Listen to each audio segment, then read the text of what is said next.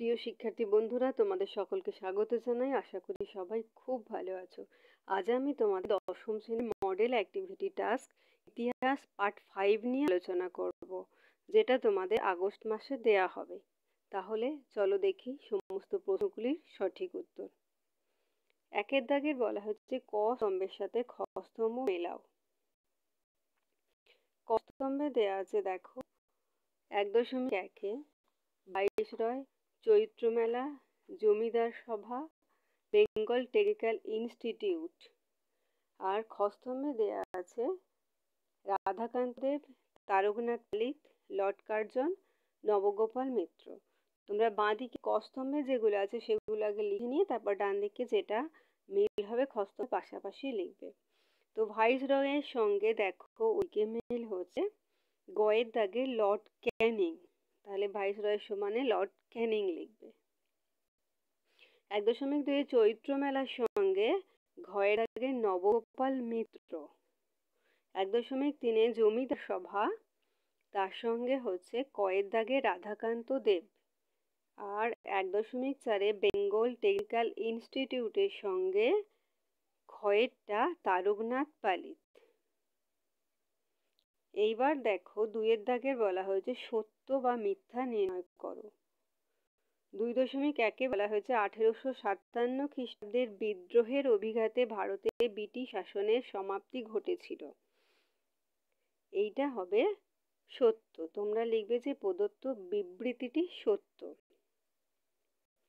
এবার চলো 2.2-এ ভারত সভা গড়ে উঠেছিল দেশের জনগণকে বৃহত্তর রাজনৈতিক কর্মকাণ্ডে একজোট করার জন্য। এই বিবৃতিটি হবে সত্য। 2.3-এ বলা হয়েছে ভারতে ছাপা প্রথম বাংলা বই a grammar of the Bengal language. এই বিবৃতিও সত্য, লিখবে বিবৃতিটি সত্য। 2.4-এ বলা হয়েছে 1800 খ্রিস্টাব্দে ফোর্ট উইলিয়াম কলেজ ও শ্রীরামপুর ব্যাপটিস্ট মিশন প্রতিষ্ঠিত হয়। এটাও হবে যে প্রদত্ত বিবৃতিটি সত্য, তাহলে চারখানাই সত্য হলো। এবার 3-এর দাগে দেখো দুটো প্রশ্ন দেয়া আছে আর 4-এর দাগের একটা। আমি পরপর উত্তরগুলো বলতে থাকি, তোমরা দেখো। এই দেখো প্রথমে যে ক স্তম্ভের 1-এর দাগের বলেছিলাম ক স্তম্ভ খ স্তম্ভ এইভাবে পাশাপাশি লিখবে আর বিবৃতি সত্য এরকম লিখে যাবে।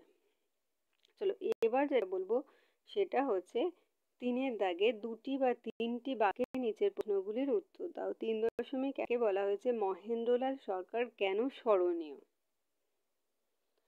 তোমরা লিখবে যে বাংলা তথা ভারতের বিজ্ঞান চর্চার ইতিহাসে ডক্টর মহেন্দ্রলাল সরকার একটি বিশেষ গুরুত্বপূর্ণ স্থান অধিকার করে আছেন। তার উদ্যোগে ও প্রচেষ্টায় গড়ে উঠেছিল Indian association for the cultivation of science, যেটাকে আমরা সংক্ষেপে বলি IACS বা ভারতীয় বিজ্ঞান সভা। সাল হচ্ছে 1876 খ্রিস্টাব্দ। আর 1863 খ্রিস্টাব্দে তিনি মেডিকেল কলেজে দ্বিতীয় MD হিসেবে পরিগণিত হন। অ্যালোপ্যাথিক চিকিৎসক হিসেবে তার খ্যাতি থাকলেও ধীরে ধীরে হোমিওপ্যাথির প্রতি তিনি আকৃষ্ট হন। বিজ্ঞান চর্চাকে উন্নত করার জন্য তিনি আপ্রাণ চেষ্টা করেছিলেন। তাকে ভারতীয় বিজ্ঞান চর্চার জনক বলা হয়। এইটা দেখো মহেন্দ্রলাল সরকার এবং তার উদ্যোগে গড়ে ওঠা Indian association for the cultivation of সায়েন্সের বর্তমান রূপ। এবার পরের প্রশ্নে যাই। দেখো 3-এর 2-এরটা বলা হয়েছে শিক্ষা বিস্তারে শ্রীরামপুর ব্যাপটিস্ট মিশনের ভূমিকা উল্লেখ করো। বাংলায় ছাপাখানার বিকাশে এবং শিক্ষা বিস্তারে ব্যাপটিস্ট মিশনের ভূমিকা উল্লেখযোগ্য। 1800 খ্রিস্টাব্দে 10ই জানুয়ারি শ্রীরামপুর ত্রয়ী নামে পরিচিত মার্সম্যান ওয়াটস ও William Carey Serampore Baptist Mission প্রতিষ্ঠা করেন। এখানে তারা প্রথম কাঠের তৈরি মুদ্রণ যন্ত্র স্থাপন করেন। এর ফলে বাংলায় ছাপাখানার ইতিহাসে এক নতুন অধ্যায়ের সূচনা হয়। জন ক্লার্ক ও মার্সম্যানের সম্পাদনায় শ্রীরামপুর মিশন থেকে 1818 খ্রিস্টাব্দে প্রকাশিত হয় মাসিক পত্রিকা দিগদর্শন এবং সাপ্তাহিক সংবাদপত্র সমাচার দর্পণ। 1801 খ্রিস্টাব্দে কৃত্তিবাসী রামায়ণ প্রথম মুদ্রিত হয় শ্রীরামপুর মিশন থেকে। 1802 খ্রিস্টাব্দে প্রথম কাশিদাসী মহাভারত মুদ্রিত হয় এই মিশন থেকেই। দেখো এইটা দেখো ব্যাপটিস্ট মিশন প্রেসের ছবি, আর এইটা হচ্ছে শ্রীরামপুর মিশন প্রেস থেকে প্রকাশিত বাইবেলের নিউ টেস্টামেন্টের বাংলা অনুবাদ।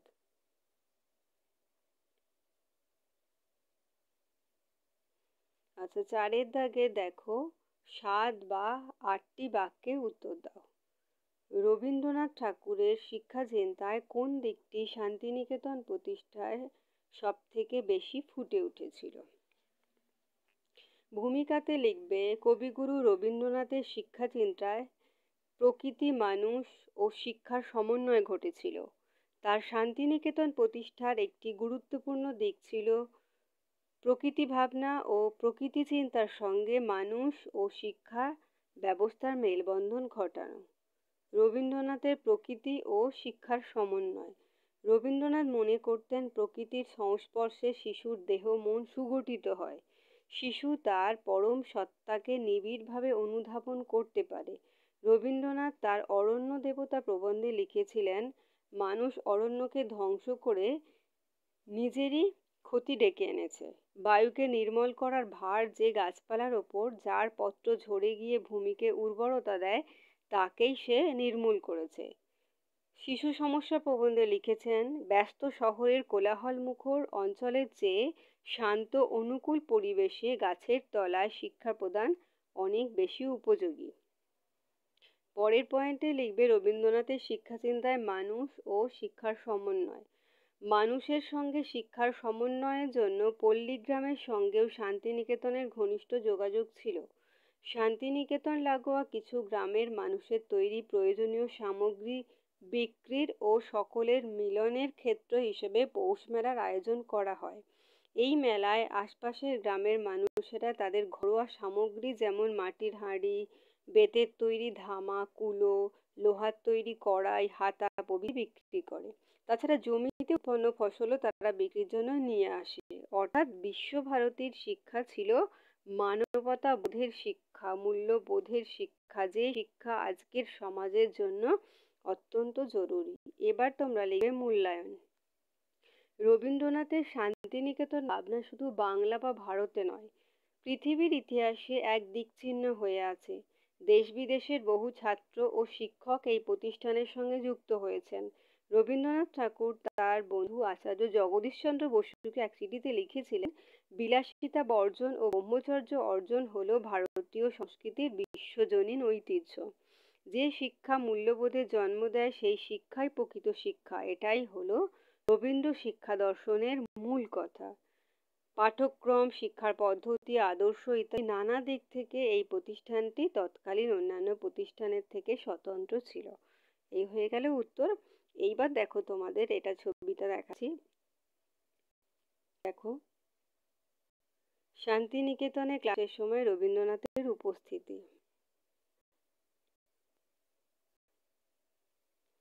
শান্তিনিকেতনে প্রকৃতির মাঝে শিক্ষাদান। আর এটা হচ্ছে বর্তমানে শান্তিনিকেতন। এটা বিশ্বভারতী বিশ্ববিদ্যালয়। ইনি হলেন আমাদের সকলের কবিগুরু রবীন্দ্রনাথ ঠাকুর। তোমাদের এবার আমি শান্তিনিকেতন নিয়ে দু চার কথা একটু বলি। দেখো যে রবীন্দ্রনাথের পিতা মহর্ষি দেবেন্দ্রনাথ ঠাকুর রায়পুরের জমিদার ভুবনমোহন সিংহের কাছ থেকে 20 বিঘা জমি নিয়ে 1863 খ্রিস্টাব্দে শান্তিনিকেতন আশ্রম প্রতিষ্ঠা করেন। আর এখানে রবীন্দ্রনাথ 1901 খ্রিস্টাব্দের 22শে ডিসেম্বর 5 জন ছাত্র নিয়ে ব্রহ্মচর্যাশ্রম নামে একটা বিদ্যালয় প্রতিষ্ঠা করেছিলেন। আর ধাপে ধাপে এই শান্তিনিকেতনেই রবীন্দ্রনাথ ঠাকুর বিশ্বভারতী প্রতিষ্ঠা করেছিলেন। এই হলো বিশ্বভারতীর ছবি। আর রবীন্দ্রনাথ এখানে বৃক্ষরোপণ উৎসবের সূচনা করেছিলেন। আর রবীন্দ্রনাথের মৃত্যু দিবস 22শে শ্রাবণ দিনটাকে শান্তিনিকেতন আশ্রমে বৃক্ষরোপণ দিবস হিসেবেই পালন করা হয়। চলো, ক্লাস 10 তোমাদের ইতিহাস মডেল অ্যাক্টিভিটি পার্ট 5 নিয়ে আলোচনা করলাম। আশা করি সবাই বুঝতে পেরেছো। ভিডিওটি দেখার জন্য সবাইকে অসংখ্য ধন্যবাদ। আর ভিডিওটি ভালো লাগলে অবশ্যই লাইক করবে, কমেন্ট করবে, আর বন্ধুদের মধ্যে শেয়ার করবে। আর আরও নতুন নতুন ক্লাসগুলো পাওয়ার জন্য অবশ্যই চ্যানেলটিকে সাবস্ক্রাইব করে নিও। আর সবাই খুব ভালো থেকো।